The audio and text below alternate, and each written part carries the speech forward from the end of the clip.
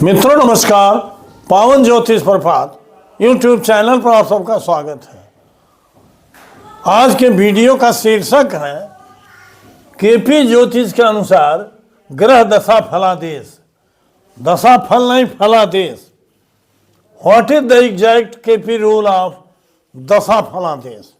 जी हाँ मित्रों, मानव जीवन घटनाओं का भंडार है। असंख्य अनगिनत घटनाएं जीवन में होती हैं। अंबार है, सागर है, एक नहीं अनेक घटनाएं जीवन में होती रहती हैं। छोटी हो या बड़ी हो, अच्छी हो या बुरी हो, शुभ हो या अशुभ हो, वो आपके अनुभव पर आधारित है। लेकिन ज्योतिष के आलोक में वो घटनाएं इवेंट के रूप में ली जाती हैं, जिसको हम अन्य भाषा में कार्य कह सकते हैं, अपना प्रयास कह सकते हैं, विभिन्न रूपों में। लेकिन कार्य ही कहते हैं आप, लेकिन उसको हम घटना कहते हैं। जन्म से लेकर कोई घटना जो होती है जीवन में, ये शुभ अशुभ, अच्छी बुरी, आकस्मिक, अच्छी घटना दुर्घटना हम कहते हैं, लेकिन ये उचित नहीं है, क्योंकि ज्योतिष की मान्यता है कि हर घटनाएं पूर्व नियोजित हैं जीवन में, और ये पूर्व नियोजित अर्थात प्री प्लान्ड है।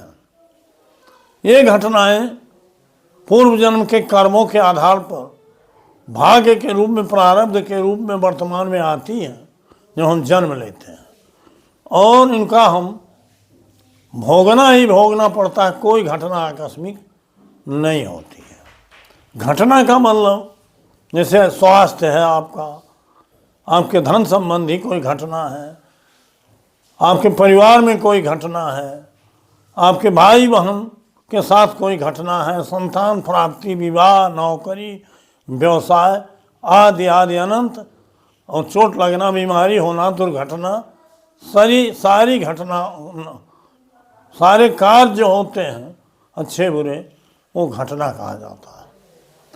अब ये कार्य कैसे ज्ञात किए जाते हैं? जन्म कुंडली या प्रश्न कुंडली।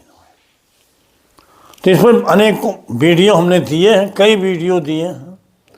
अब ये घटनाएं जो होती हैं, इसका दो स्वरूप होता है। एक स्वरूप होता है जो भाग्य में हम लेके आए हैं, 12 भाव से कस्पल सिग्निफिकेटर द्वारा इन घटनाओं को देखते हैं, वो घटनाएं होंगी। और दूसरा स्वरूप होता है घटनाओं का समय कैसे निर्धारित है, घटनाएं कब होंगी।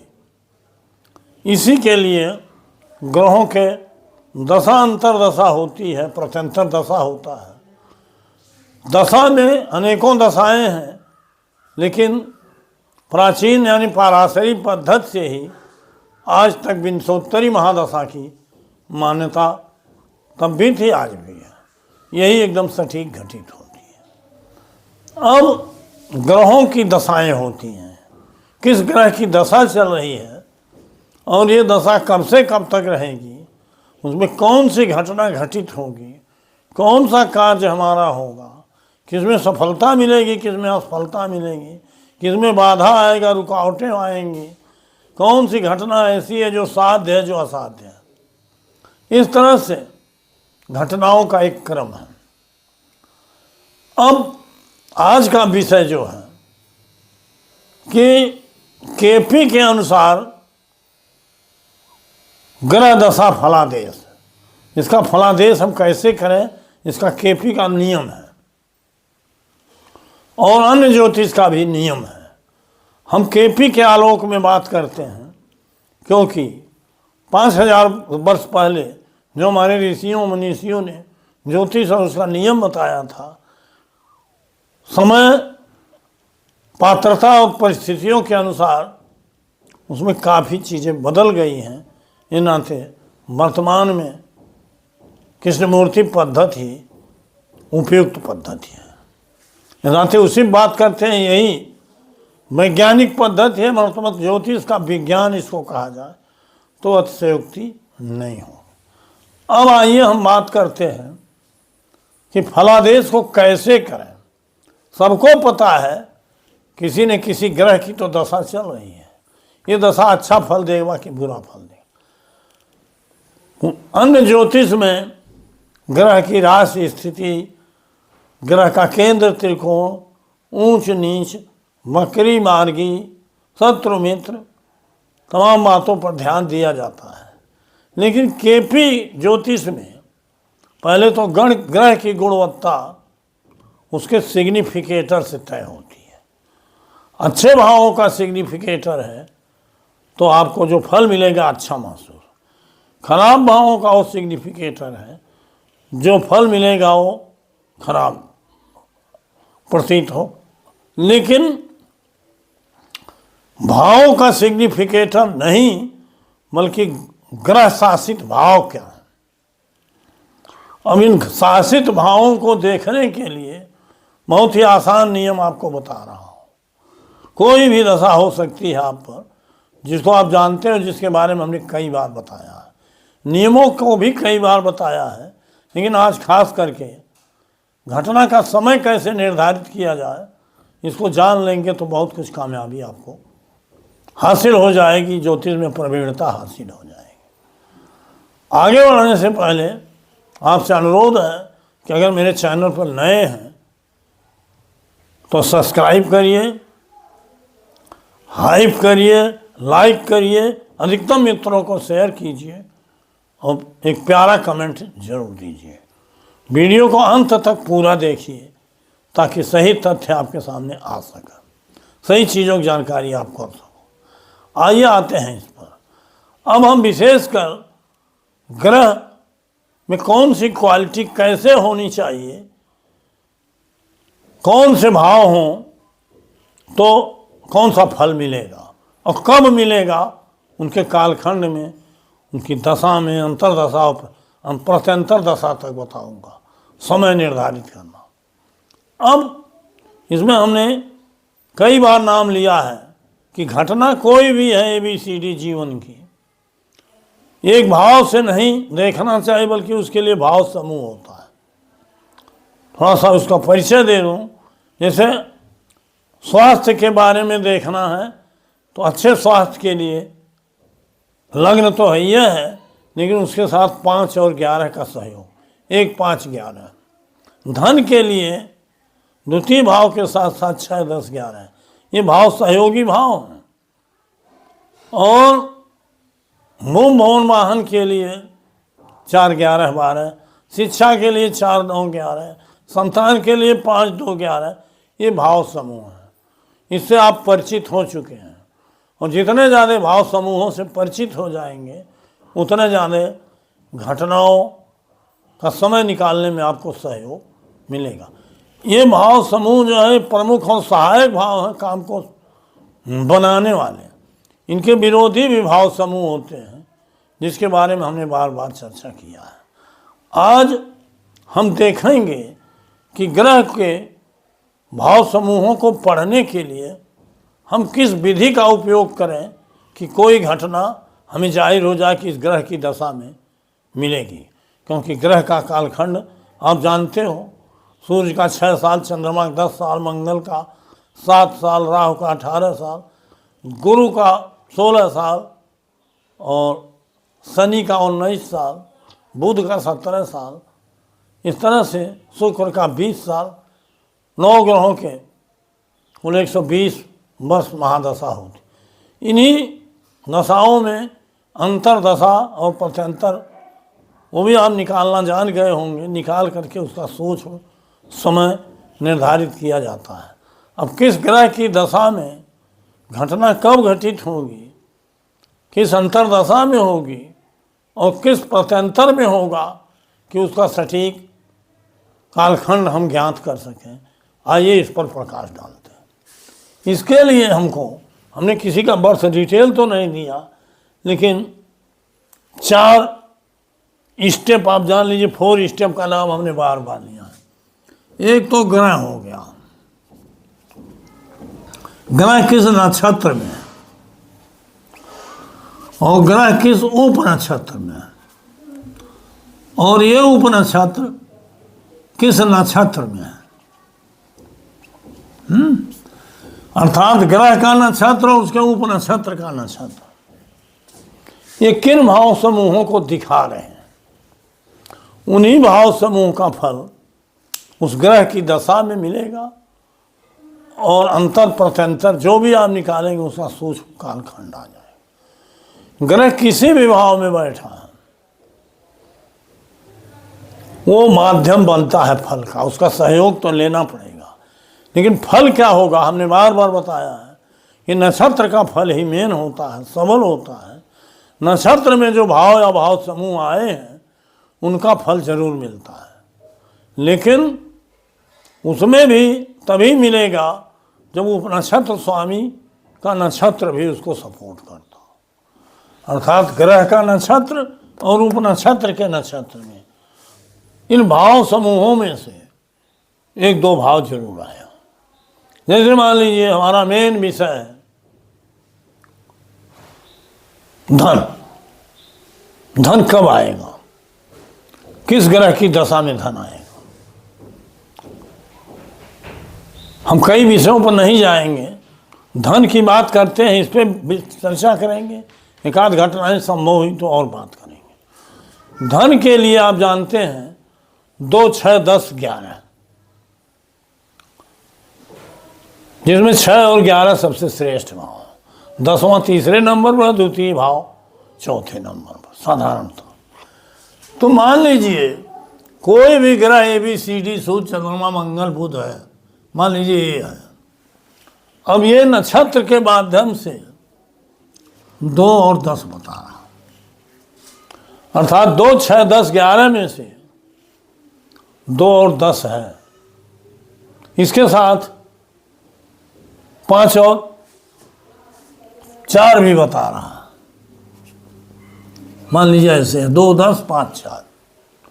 अब अगर आपको ये देखना है कि ये की दशा हमको धन देगी कि नहीं, ये तो क्लियर हो गया कि नक्षत्र के माध्यम से 2, 10 है, अर्थात 6, 10, 2, 11 में से 2 भाव आए हैं।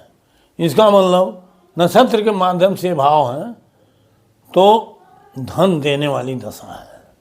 लेकिन अब जो उप नक्षत्र है कोई भी तो होगा ही, रहता ही है, उसका नक्षत्र क्या बता रहा है। उसके नक्षत्र में अगर 11वां आ गया, तीसरा आ गया, 6वां आ गया, तो अर्थात 2, 10, 6 और 11 दोनों को नक्षत्रों को मिला के प्रामिस हो जा रहा है कि 2, 6, 10, 11 है। अर्थात सूर्य की दशा या ए नामक जो ग्रह है उसको सूर्य ही मानिए, इस दशा में धन मिलेगा। मान लीजिए शुक्र की दशा चल रही है, आने वाला समय सूर्य का है, तो उसमें हम सूर्य की बात मान लो कर रहे हैं, सूर्य की दशा में धन मिलेगा। लेकिन वो दशा 6 वर्ष की होगी तो धन कब मिलेगा, क्योंकि सूर्य बता रहा है इसके स्वयं के नक्षत्र में और इसके उप नक्षत्र के नक्षत्र में 11, 6 आया, इसमें 2, 10 आया है। अर्थात इन भाव समूहों को मिला के प्रामिस हो रहा है। तो सूर्य की दशा, सूर्य के अंतर और सूर्य के प्रत्यंतर में धन जरूर मिलेगा। अब इसी तरह से सूर्य की महादशा में जिस भी ग्रह की दशा अंतर, जिस भी ग्रह का अंतर दशा और प्रत्यंतर दशा आएगी, जिसके नक्षत्र में और उप नक्षत्र में 2, 10, 6, 11 भाव आए हों, ये धन मिलेगा। धन कैसे मिलेगा, वो तो ग्रह जिस भाव में होता है हो, तो धन इन समय में मिलेगा। लेकिन फर्ज करिए ग्रह का नक्षत्र तो 2, 10, 5, 4 बता रहा, लेकिन इसका उप नक्षत्र 11, 6 न बतावे तो 11, 6 न बतावे, 7 बता दे, 8 बता दे, और 11, 6 नहीं बता रहा है, इसका मतलब इस ग्रह का, इसको मान लीजिए सूर्य ही है, हम ये नहीं कह रहे, सूर्य है, तो 2-10 तो है इसके नक्षत्र में, लेकिन उप नक्षत्र में 11-6 नहीं आया, 7-8-3 आ गया। तो सूर्य में तो नक्षत्र के नाते धन देने का गुण है, लेकिन वो अपनी अंतरदशा में नहीं दे पाएगा, क्योंकि उसका उप नक्षत्र का नक्षत्रेश परामिश नहीं कर रहा है। न सूर्य की अंतरदशा में, न सूर्य के प्रत्यंतर में धन नहीं मिलेगा। लेकिन जिस अंतरदशा में कोई भी ग्रह है, मंगल है, गुरु है, नक्षत्र के माध्यम से 2, 6, 10, 11 कोई भाव आए हों, और उसके उप नक्षत्र के नक्षत्र में भी 6, 10, 2, 11 में से कोई भाव आए हों, उस अंतर और प्रत्यंतर में धन मिलेगा। और सूर्य की दशा में धन तो है, लेकिन उसके अंतर और प्रत्यंतर में चूंकि 7, 8 और 3 आ गया, 11, 6 नहीं है, और इसमें भी 5 और 4 है, अर्थात 5, 8 हो गया परामिश। 5, 8, 12 ये गरीबी के भाव समूह है। तो सूर्य की अंतरदशा और प्रत्यंतर में धन का संकट पैदा होगा, आर्थिक तंगी आ जाएगी। लेकिन जो ही मान लीजिए चंद्रमा की अंतरदशा आई और चंद्रमा के नक्षत्र में और उसके ऊपर नक्षत्र के नक्षत्र में 2, 6, 10, 11 में से कुछ भाव समूह आ गए, तो निश्चित रूप से चंद्रमा फिर कवर करेगा। इस तरह से दशा और अंतरदशा और प्रत्यंतर दशा, जिसमें भी जो विषय हमारा है, जो घटना हमारी है, इससे संबंधित भाव समूह हो, परामिश कर रहा हो, नक्षत्र में होना जरूरी है। अगर नक्षत्र में है, उप नक्षत्र के नक्षत्र में नहीं है, तो मान लो उसके अंतरदशा और प्रत्यंतर में कार्य नहीं हुआ, तो अन्य ग्रहों के अंतर और प्रत्यंतर में कार्य सिद्धि होगी। लेकिन अगर ग्रह के नक्षत्र में कोई भाव नहीं है, गरीबी ही गरीबी है, तो उप नक्षत्र के नक्षत्र में भले ही धन है, वो नहीं मिलेगा और पूरी दशा खाली जाएगी। भले अन्य ग्रहों में धन भाव हो नक्षत्रों के माध्यम से और सारे नियम को पूरा करते हो, लेकिन चूंकि महादशानाथ के नक्षत्र में वो बल नहीं है कि वो धन दे, तो कितना भी पर्याप्त अच्छे ग्रहों की अंतरदशा और प्रत्यंतर दशा आए तो स्थिति नहीं बन सकती। और अगर दशानाथ में नियम की पूर्ति हो रही है, तो अन्य ग्रह जो आएंगे अच्छे रहेंगे, बहुत अच्छा फल देंगे।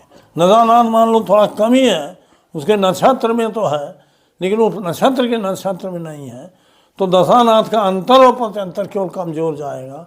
अन्य ग्रह जिसमें रहेगा धन भाव नक्षत्र के माध्यम से, उसमें स्थिति बहुत स्ट्रांग हो जाएगी। इसी तरह से ये तो धन है, इसी नियम के अंतर्गत अगर आपको विवाह देखना है, तो नक्षत्र के माध्यम से 7, 2, 11 आ रहा है ग्रह के, और उसके ऊपर नक्षत्र के नक्षत्र में भी 7, 2, 11 या 7 कोई भाव आ गया इसमें से, तो उसी समय में विवाह होगा। नियम यही लागू होगा। संतान पैदा होने के लिए 5, 2, 11 जरूरी है। शिक्षा के लिए 4, 9, 11 जरूरी है। भूमि भवन वाहन क्रय के लिए 4, 11, 12 जरूरी है। नौकरी के लिए 6, 10, 2, 11 जरूरी, नौकरी का प्रमुख भाव 6 है।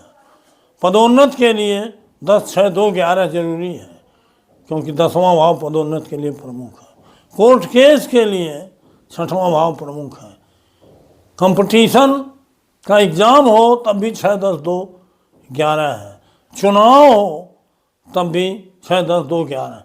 तो इन भाव समूहों को, जीवन की घटना के भाव समूहों को जान लीजिए, और जिस भी ग्रह की दशा चल रही है उसमें जो अपेक्षित भाव आपका है, जो आप चाहते हो कि घटना जीवन में हो, उस ग्रह के नक्षत्र में और उस ग्रह के जिसकी दशा चले उसके ऊपर नक्षत्र के नक्षत्र में अगर उन भाव समूहों में से 2-1 भाव आए हैं, तो इसका मतलब है कि एक ग्रह आपके उम्मीदों पर खरा उतरेगा, अपनी दशा अंतरदशा और प्रत्यंतर में कार्य सिद्धि देगा।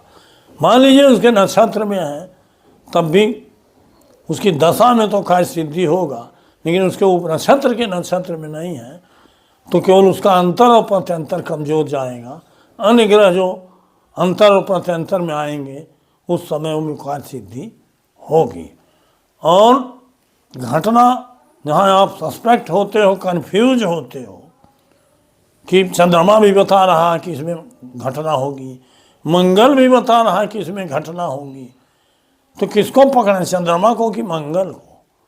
तो उसके लिए रूलिंग प्लैनेट का नियम हमने बताया है।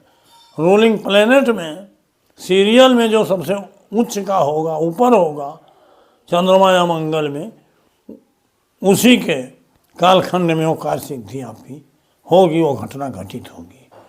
तो इस तरह से मित्रों दशा द्वारा समय निर्धारित किया जाता है और कस्पल सिग्निफिकेटर द्वारा भाग्य में क्या लेके आए हो ये देखा जाता है। लेकिन दशा भी वही चीज़ दे सकती है जो भाग्य में लिखा है। तो भाग्य को पहले पढ़िए, उसके बाद दशा को पढ़ करके दशा अंतरदशा और प्रत्यंतर के आधार पर इन्हीं नियमों का प्रयोग करके आप समय, सूक्ष्मतम समय निकाल सकते हो। प्रत्यंतर पीरियड, प्रत्यंतर 2 महीना, 4 महीना, 3 महीना, 6 महीने का होता है। और भी सूक्ष्म समय आप निकालना चाहोगे तो गोचर पद्धति पे भी मैंने वीडियो दिया है, उसका अवलोकन करिए। कभी फिर समय मिला तो किस प्रत्यंतर में गोचर से कैसे देखें कि तिथि और दिनांक तक समय मिल जाए। एक बात और बता दें आपसे कि जो प्रत्यंतर होगा सूक्ष्म कालखंड, उसमें उस घटना का प्रमुख भाव जरूर आया हो, भले 6, 10, 2, 11 है, 5, 2, 11 है, 7, 2, लेकिन प्रमुख भाव जरूर प्रत्यंतर में आया हो। धन की बात है तो द्वितीय आया हो, विवाह की बात है तो 7वां आया हो प्रत्यंतर में, इन्हीं नियमों के अधीन। संतान की बात है तो 5वां आया हो। और दशा अंतरदशा में भले नहीं प्रमुख भाव आया है, सहायक भाव ही आया हो, प्रमुख आया हो तो दी बेस्ट। इस तरह से मेरे एक एक शब्दों पर अगर गौर करोगे आप और कायदे से अध्ययन करोगे, मेरी अन्य वीडियो को भी देखोगे, क्योंकि लगभग 650 वीडियो मैं दे चुका हूँ। हर वीडियो मेरी अपने आप में पूरी है और लॉजिकल है और केपी से सरल और सटीक नियम कहीं नहीं है। किसी ज्योतिष के अनुसार आप समय निर्धारित करने की इतनी अच्छी वैज्ञानिक विधा नहीं पाएंगे। तो पुनः अब वीडियो लंबी न हो, आज का टॉपिक यही समाप्त करता हूँ शीर्षक। फिर मिलूँगा 3 दिन बाद नए वीडियो के साथ। बहुत बहुत धन्यवाद। हार्दिक शुभकामनाएं।